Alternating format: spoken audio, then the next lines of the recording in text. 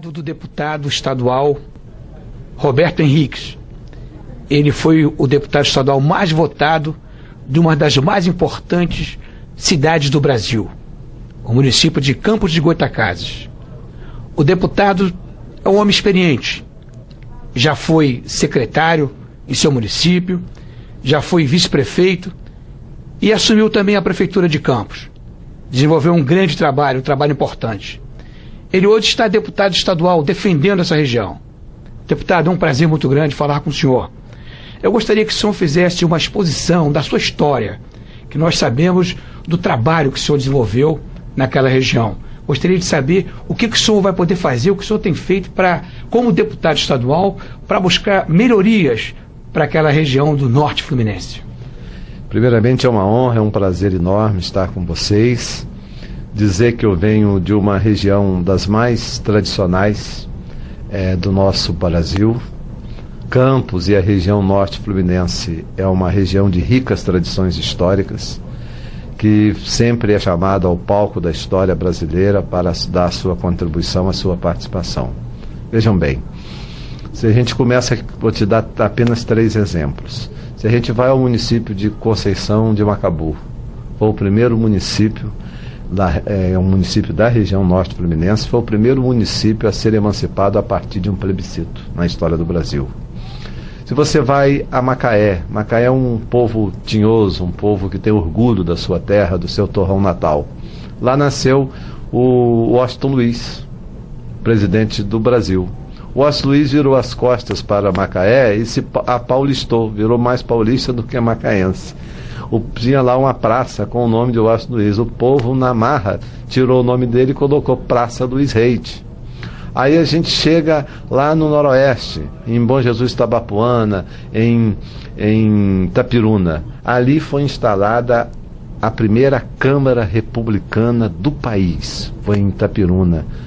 Então, chegamos em Campos. Campos é uma terra de pioneirismos, né? Na área do sanitarismo, na área das pesquisas agrícolas, né? Você vê hoje, está no mundo inteiro, a cana-CB foi desenvolvida por um grande campista, né? O Frederico Menezes da Veiga. Campos foi cantada em verso e prosa até pelos relatoristas internacionais, né? O relatorista francês Auguste Saint-Hilaire, quando visitando o Brasil, na época do Brasil colônia ainda, ele escreveu no seu relatório: estou vendo agora os mais lindos campos que meus olhos já viram, os belos campos dos Goytacazes. Então, isso tudo nos enche de orgulho. Não somos melhores do que ninguém, mas a nossa região de Campos e do Norte e Noroeste Fluminense, nós temos muito orgulho das nossas riquezas e das nossas tradições históricas. Muito bem. Deputado, quando o senhor foi secretário, o senhor teve a oportunidade de atuar, e foi secretário de quê? O que o senhor pôde fazer pela cidade de Campos? Eu fui secretário da área da infância, né?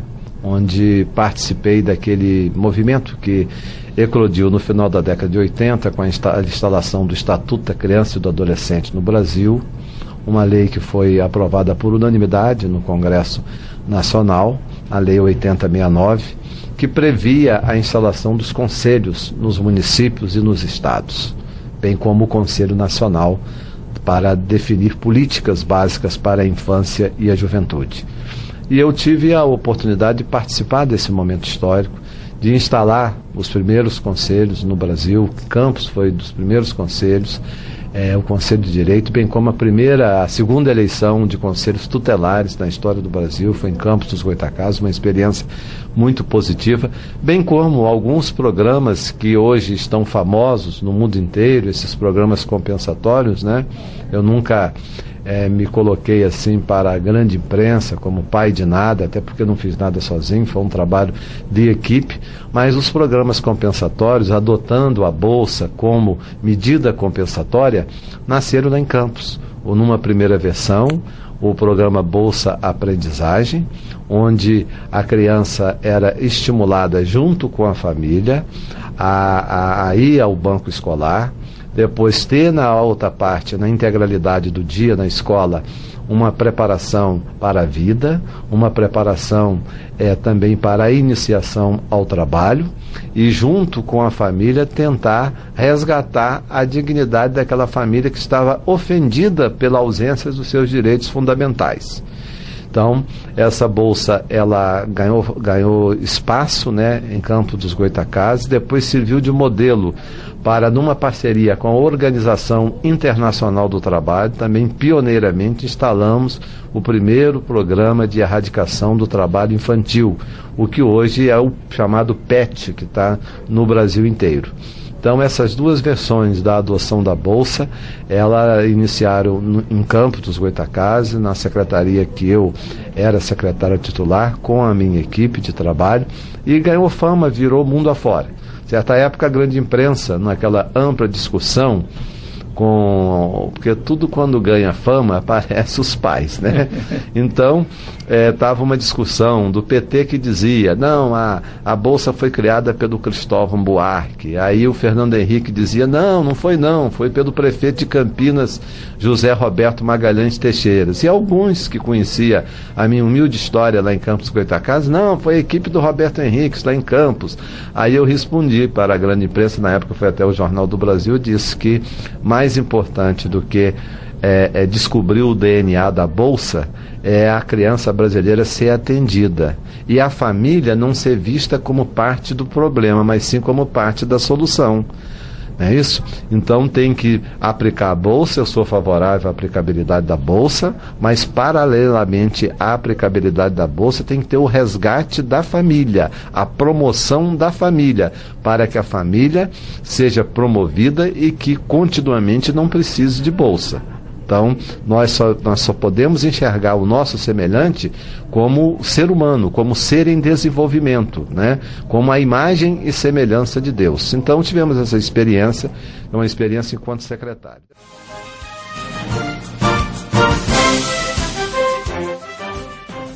Depois cheguei a vice-prefeito de Campos, onde nós inovamos a função de vice-prefeito, onde eu era um vice-prefeito que ia para a rua, eu tinha um gabinete móvel, dotado de computadores, onde eu ia para as comunidades, animar as comunidades, incentivar as comunidades a serem livres, a se organizarem enquanto associações de moradores, a comunidade a participar do processo da política de Campos dos Goytacazes, a sua organização, e até porque nós vivíamos um momento, né, em que o dinheiro público estava sendo desperdiçado, os royalties do petróleo gastos sem qualquer critério, não é isso?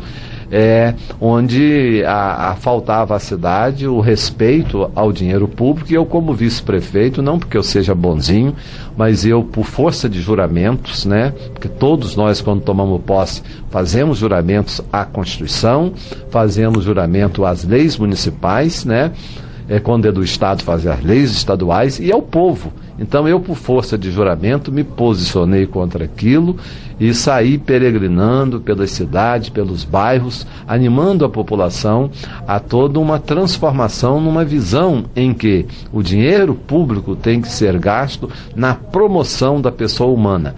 E no que tange às obras de infraestrutura, as obras não podem ser aquelas obras sonrisal, que dissolve com a chuva, mas sim teria que ser obras com engenharia para dar qualidade de vida aos bairros da cidade e aos distritos do interior.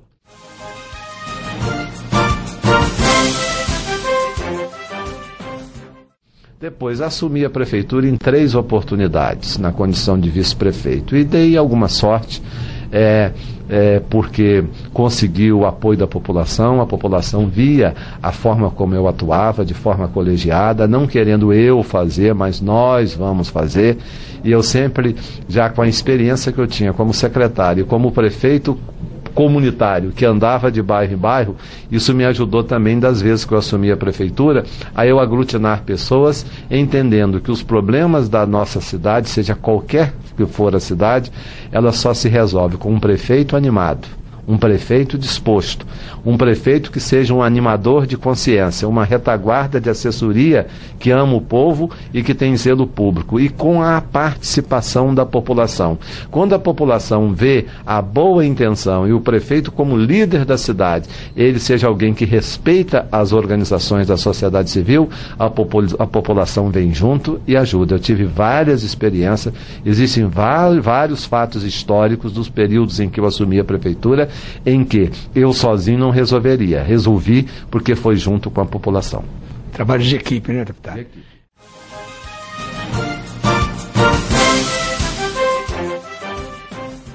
Deputado, nós sabemos que aquela região, Campos, Norte Fluminense, Noroeste, vai ter um grande desenvolvimento.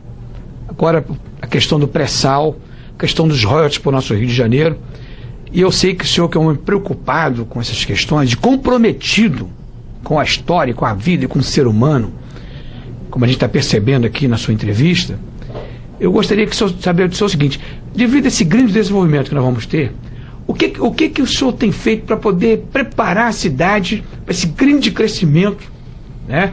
E eu sei da relação que o senhor tem com o governador do estado, uma excelente relação que o senhor tem com ele, e também com o presidente da casa, e a relação que o senhor tem aqui na Assembleia.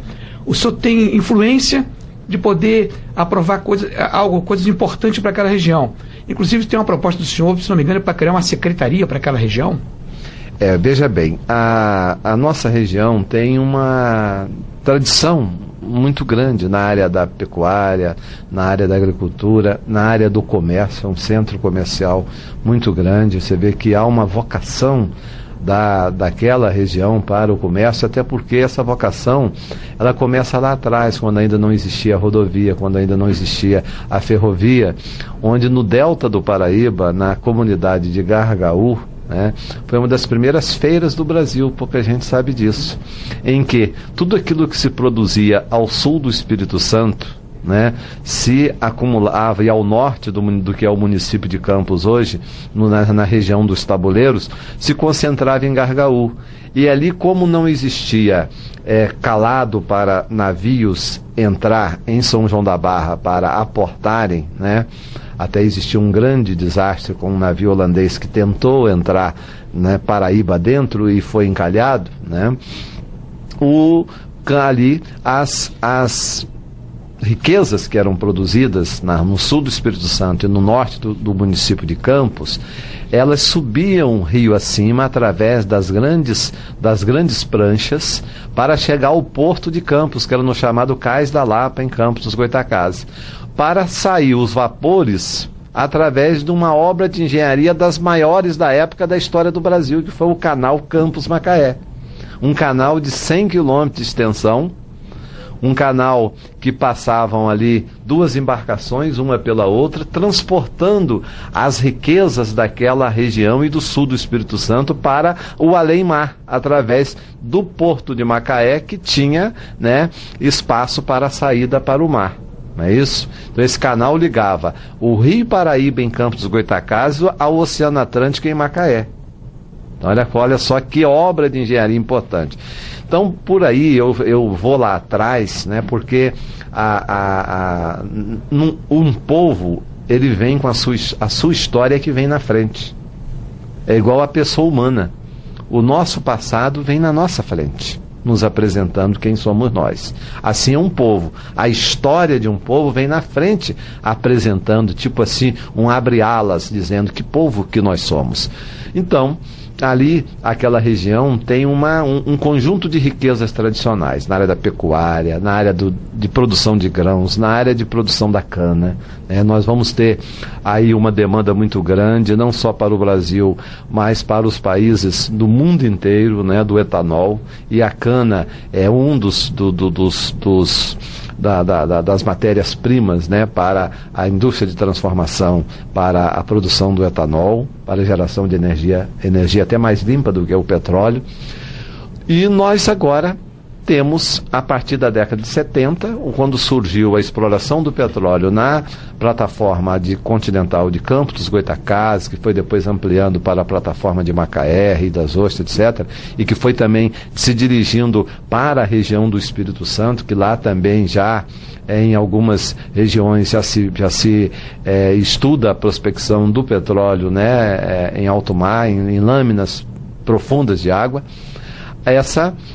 E até agora, com o surgimento da descoberta do pré-sal, vai haver assim um boom de desenvolvimento muito grande, bem como no ponto de vista logística, não é o Brasil, nem Campos, nem o Noroeste, mas o mundo precisa de 3 portos no Brasil, de mais 3 portos no Brasil. Aí estão se construindo o porto de Presidente Kennedy, no Espírito Santo, na divisa com o município de São Francisco do Itabapoana, lugar até onde eu nasci. Eu nasci no antigo município de São João da Barra, quando ainda São Francisco pertencia a São João da Barra, numa pequena comunidade chamada Imburi de Cacimbas, que eu tenho muito orgulho de ter lá os meus colegas de infância. Depois, mais tarde, nós mudamos para Campos. Meus pais mudaram para Campos e nós fomos viver em Campos, uma terra acolhedora que acolhe a todos, né? Campos tem essa característica de ser uma cidade, um povo hospitaleiro. Então, lá, na divisa de São Francisco com o município de Presidente Kennedy, no Espírito Santo, tem lá a instalação de um porto. Depois, um outro porto, que é o grande porto, o grande complexo portuário da região, que vai ser o Porto do Açu, que é na divisa de São João da Barra com Campos. E depois, um outro porto na Barra do Furado, onde divide Campos com o município de Quissamã, que era antigamente pertencia a Macaé. Então, isso vai provocar um deslocamento de investimentos muito grande, bem como vai provocar um crescimento populacional muito grande. Será uma área muito densa, demograficamente falando. Então, vai ser preciso o quê? Vai ser preciso um tratamento especial. Então, eu vim de Campos para ser deputado. Quando a gente sai do interior, né, a gente sai assim, com a malinha de roupa, deixando a mãe chorando, os pais chorando, o papai chorando, a mamãe chorando, e a gente cheio de sonhos na cabeça. Então, eu vim com esse espírito do homem do interior, que sai de lá com a malinha de roupa, mas chega aqui cheio de sonhos na cabeça, de tentar fazer o bem à humanidade. Então, eu tenho pregado muito e insistentemente, primeiro, que nós temos que resgatar o nosso espírito regional. Lá não vai nenhum município se prosperar sozinho. Temos que prosperar junto, nos unindo as nossas potencialidades, através dos consórcios que podem ser feitos de um município com outro, em diversas áreas da economia, em diversas áreas da promoção humana, até das políticas básicas. Hoje é perfeitamente viável, só para dar um exemplo de políticas básicas, o consórcio de hospitais, da saúde, entre um município e outro que está muito vizinho, para criar as áreas de excelência e a saúde ser mais competente, né, e atender bem a população regional. Depois, essa região tem que ter um pensamento, porque é o pensamento que nos move. O pensamento é a maior das armas de um povo. Então, criando um pensamento, sabendo que povo que nós somos, quais as potencialidades que temos, para onde nós queremos ir. Aí nós vamos alcançar o progresso. E para isso, não só basta ter pensamento, não basta só ter união e ter organização. É preciso também buscar as ferramentas.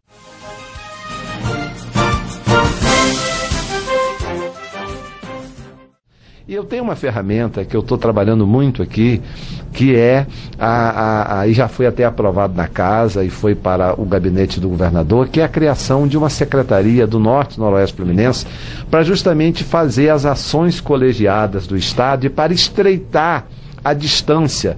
Campos está a 300 quilômetros, Itapiruna está a 400 quilômetros aqui da capital, Porciúncula está a 460 quilômetros da capital. Então precisaríamos de um órgão para as ações colegiadas do Estado, primeiro, pela grandiosidade da região. Isso já desde a década de 50 se reivindicava isso. Não é uma ideia, um pioneirismo meu. Eu apenas encontrei essa brasa lá debaixo das cinzas da história da nossa região e fiz o quê? Soprei sobre ela para ela se avivar. Não é isso? Ela foi retomada na década de 70, final da década de 70, foi retomada essa ideia no início da década de 90, foi até objeto de proposta do segundo governo Leonel Brizola, e agora reacendeu com o nosso mandato, bebendo eu na historicidade dessas reivindicações e nas ideias dos nossos antepassados. Então, por isso, eu tenho pleiteado junto ao governador a criação desse órgão para organizar as ações do Estado na área da infraestrutura e também para a execução de um plano, que eu quero aqui dar os parabéns ao governador Sérgio Cabral, dar uns parabéns ao presidente da Assembleia, meu querido presidente Paulo Melo, bem como a Petrobras, a Firjan e outros órgãos também, e órgãos da sociedade civil, que ajudaram, né, o governo do Estado e a Assembleia a produzir um amplo diagnóstico sobre as potencialidades da região norte-noroeste fluminense, e apontando esse diagnóstico, receitas, apontando direcionamentos para investimentos públicos e privados naquela região. Então, para executar para fazer essa leitura e para executar esse diagnóstico, as receitas desse diagnóstico para a região norte fluminense e pelo momento especial que nós estamos vivendo, que eu reputo que nós estamos vivendo um momento especial que a gente só vai encontrar pelo fio da história no século XVIII, quando aquela região do norte-noroeste fluminense era tão desenvolvida, que era chamada Capitania de Paraíba do Sul, que o sul do Espírito Santo, aquela região de Itapemirim, Vila de Itapemirim, Cachoeiro do Itapemirim, ali perto de Guarapari, depois ali na Serra, Guaçuí, Muqui, Alegre, toda aquela região se ofereceu a pertencer a Campos. Tamanho era o desenvolvimento nosso ali. Sair da província do Espírito Santo para vir para a nossa província. Então, o que acontece? Só lá no século XVIII, quando se formou o pensamento campista, o pensamento regionalizado, é que nós vamos encontrar tamanho desenvolvimento, o que obrigou as obras de infraestrutura, como no caso que eu já falei para vocês aqui, a história do canal Campos-Macaé, que foi a maior obra de engenharia, talvez, da época, daquele período, no interior do Brasil. Então, nesse momento, nós estamos reeditando o século XVIII. Vai haver um crescimento habitacional muito grande naquela região, vai haver uma movimentação muito grande, os chineses estão chegando, o japonês está chegando, o norte-americano está chegando, isso chegando. Aí nós precisamos fazer o quê? Preparar a nossa juventude, preparar a nossa gente para esse momento e dar infraestrutura ao interior e às cidades, para que aí sim todo esse investimento privado que está chegando possa nos fazer o bem e nunca nos fazer o mal. Deputado, depois dessa aula de história, eu gostaria que o senhor deixasse uma mensagem para o povo de Campos, para o povo da terra que recebeu o senhor. Eu quero dizer ao povo de Campos e o povo da região norte-noroeste fluminense o seguinte: olha, foi uma honra para mim servir ao povo de Campos como prefeito nas 3 oportunidades em que assumi a prefeitura de Campos. E é uma honra para mim representar o povo de Campos e o povo da região norte-noroeste fluminense, aqueles 22 municípios de ricas tradições históricas. Contem comigo. Eu aqui sou um servidor público de vocês. E não só daquela região, porque nós temos que também partir para o cultivo do nosso espírito federativo. Todas as regiões do estado do Rio podem contar comigo. O estado do Rio pode contar comigo, porque nós temos que ser regiões irmãs. A região metropolitana não pode ser inimiga da região da Baixada. A região da Baixada não pode ser inimiga da região norte-noroeste. A região norte-noroeste não pode ser inimiga nem competir com a região dos lagos.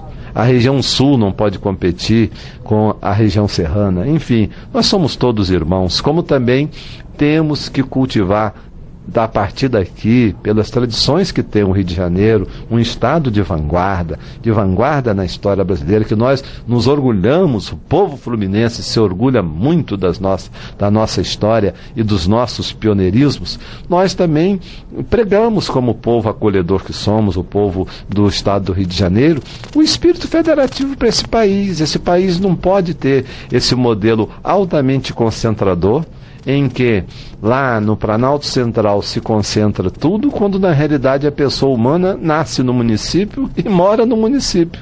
Então temos que preservar o espírito federativo e ele acontecer na prática, para que nós sejamos um Estado, o Estado brasileiro, habitado por uma nação unida, que tem pensamento, que sabe para onde vai. Sabe por quê? Porque o futuro do mundo está aqui, no Brasil, no Cone Sul, na região da América Latina. Nós fomos a mãe da Europa, para vocês terem ideia. Olha, isso aqui é uma região, essa América Latina, tão forte, que nos delapidaram os colonizadores. Tiraram aqui a nossa prata e o nosso ouro. Com ela, eles vivem lá muito bem, na Europa. Vive muito bem nos Estados Unidos, que nos explora também. O ouro da América Latina o ouro do Brasil e a prata da América Latina fez a revolução industrial na Europa. E em que pese terem tirado muitas riquezas daqui e vivendo às nossas custas, nós não temos nenhum espírito vingativo, nós temos um espírito de que vivemos no globo terrestre, mas nós queremos ser respeitados. E queremos e devemos construir o Brasil, construir a América Latina, né? E temos que nos organizar politicamente para isso, tanto que o presidente Paulo Mello enxergou isso, o governador Sérgio Cabral enxergou isso, que semana passada nós acolhemos aqui o Parlamento Latino-Americano, o Parlatino, esteve reunido nessa Casa História, que é a Assembleia Legislativa, que eu tenho muito a honra de participar da mesa como um dos vice-presidentes do meu amigo Paulo Mello. Então eles alcançaram isso, trazendo para cá uma discussão de que nós temos que ter o pensamento da América Latina. Por quê? Porque está desenhado que o futuro do mundo é na Ásia, lá a China vai crescer muito, a Índia vai crescer muito, e o Brasil e os países daqui, nossos irmãos, países irmãos, também vão crescer muito. Não podemos perder essa oportunidade. O timão da história tem que estar nas nossas mãos. Todo mundo pode entrar no nosso ônibus da nossa história, mas o motorista tem que ser o povo da América Latina, as lideranças da América Latina. Essas foram as palavras do deputado Roberto Henrique, quarto vice-presidente da Assembleia Legislativa do Estado do Rio de Janeiro. Nós estamos chegando ao final da entrevista. Acesse sempre tvprefeito.com. Até breve.